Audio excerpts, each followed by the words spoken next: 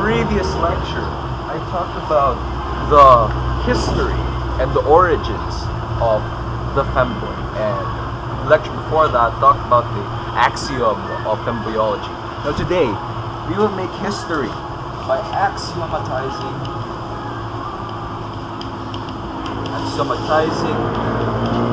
the Bussy. I'm sure you guys know the definition of this already. It's there posted on Professor Lando's channel. I will link it to you in the description below. So today we are gonna be using subset theory to formalize the Bussy. Alright, so let's have multiple sets, S sub n, S sub 1, S sub 2, wherein either of these sets are related directly or tangentially, slightly, to the Bussy, right? Then, the intersection, that's union, the general intersection of these to a prescribed amount of them of S sub n. This is a general intersection. This can be envisioned as a Venn diagram where this is S sub 1, S sub 2, and this part here is the intersection, things that they share in common. Let a set exist such that the elements A is an element of this set, boldface B.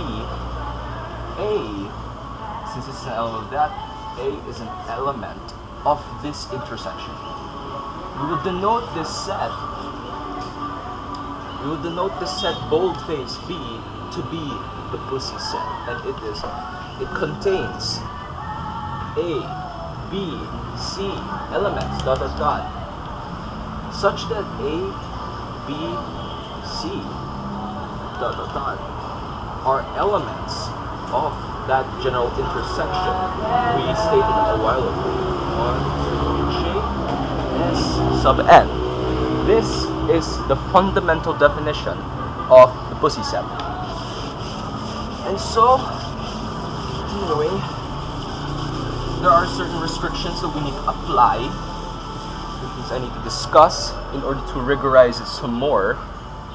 One thing that we must note is that let's say we have a subset X that we claim to be a subset of the intersection that I stated a while ago, J S sub n. Let X be a subset of this intersection, and let N be an element of X, or N is part of X.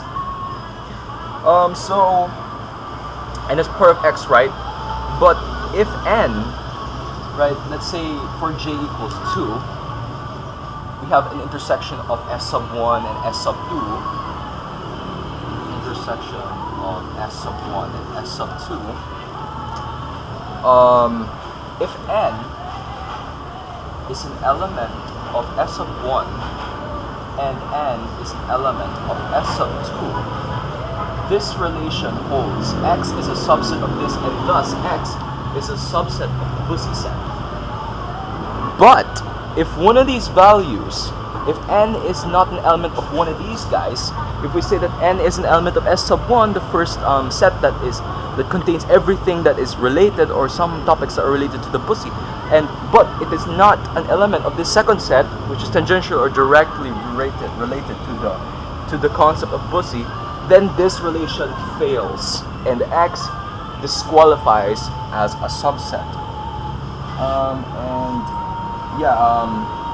That's it. Next, we will consider unions, or actually sums of intersections. So if we say that the Bussy set is an intersection, or is a set containing elements from the intersection of multiple sets that are related tangentially or directly to the Bussy. If we have 3 or more intersections, it has to be an intersection of all sets. So let's say we have 3 sets, M, U, intersection F, intersection R, where M is all things male, F is all things female, and R is all things concerning French classical music, right? So Bussy set contains an element that's actually an element A, that's an element of this. So B is composed of A.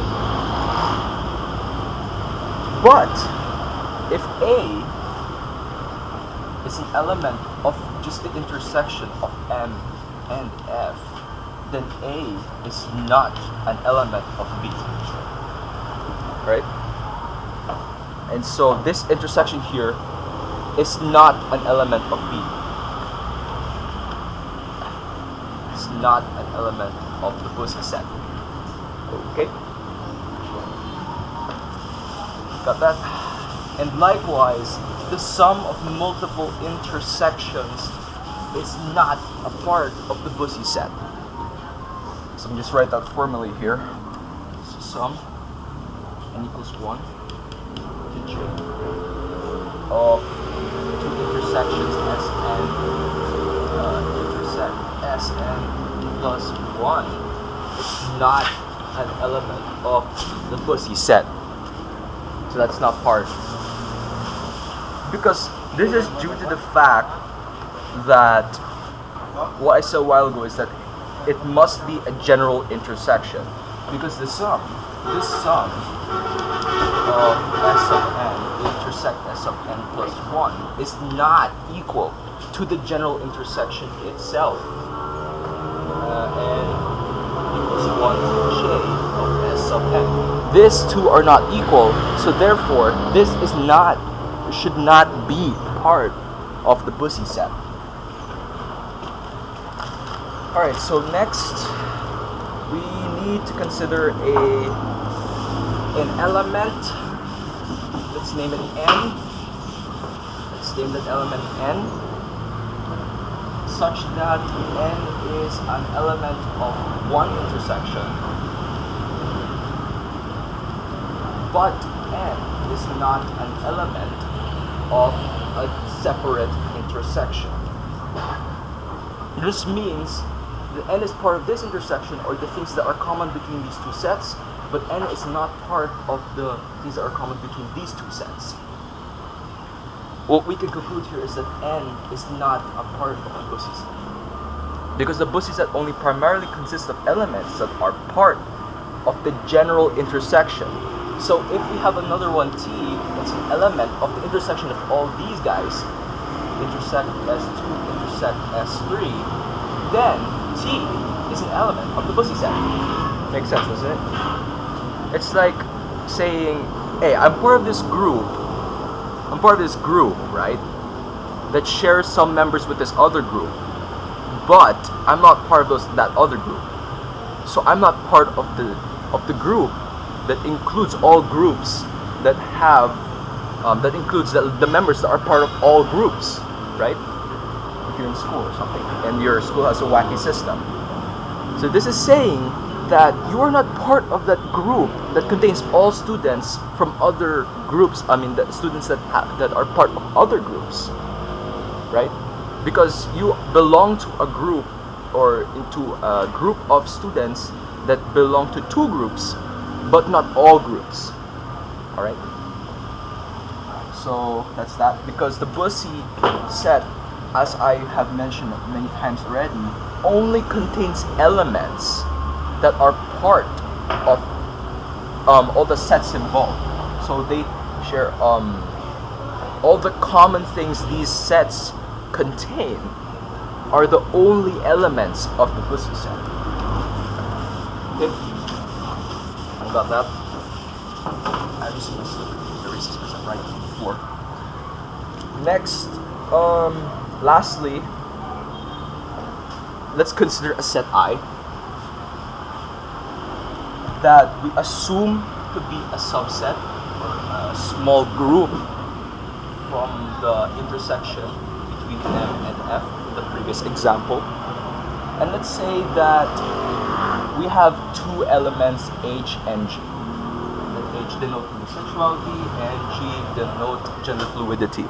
And we know that H is an element of I, G G is an element of I, but it must hold that H is an element of M and G is an element of F, or actually they're both part, and so likewise G, E, M and H, E, F. They must be part of both sets for this relation to hold, because these guys are part of this subset's part of the intersection, and thus since these guys are elements of the intersection, then these four strings must hold that they are elements of both these guys, because intersection, as I said a while ago, are the elements that these two sets share in common. So these guys must be in both sets in order for this relation to hold. And so if what I said holds, I is a subset of the Bussy set. If one of the elements, if H is not an element of F or M, then this relation fails. I does not become a subset of the Bussy set because everything falls apart from here. Because we require that these guys be part of both sets involved. So if one of these elements are not part of either of these guys, either of those sets, everything falls apart, everything comes apart. And so to conclude the lecture,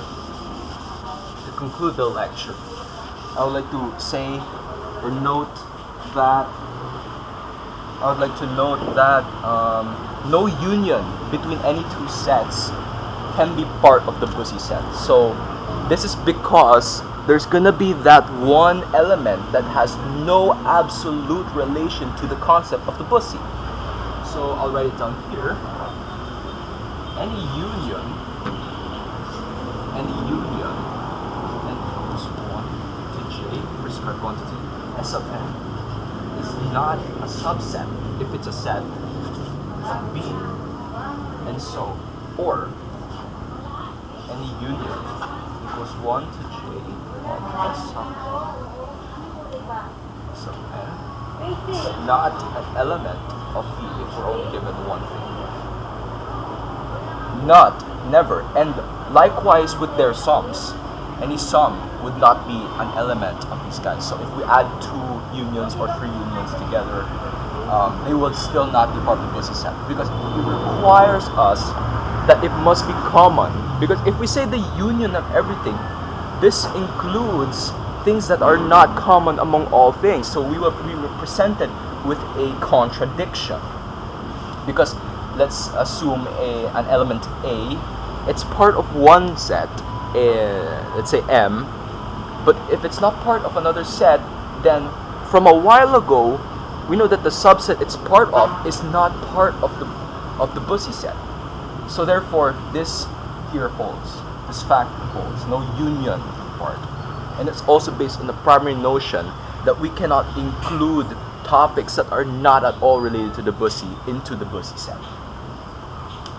So that's it about the Bussy set. I actually wanted to provide examples. I will just list them down in the course syllabus or the paper or my lecture notes. I'm gonna post some lecture notes on this lecture so you guys can understand it better. I'll provide examples there and an exercise. I'll include the exercise in your homeworks for this lecture. I'm gonna include it in the syllabus alongside the other one. If you guys want to enroll in this institute, just simply send me an email with your answer or your answer to the homework, and I will grade you accordingly and enroll you into the class. So in the next video, I will be discussing about, I think it's the fundamental theorem of fembiology. I will check my notes here. Somewhere here. No, breedable versus submissive femboids. So look out for that next lecture. So I'll see you guys in that lecture.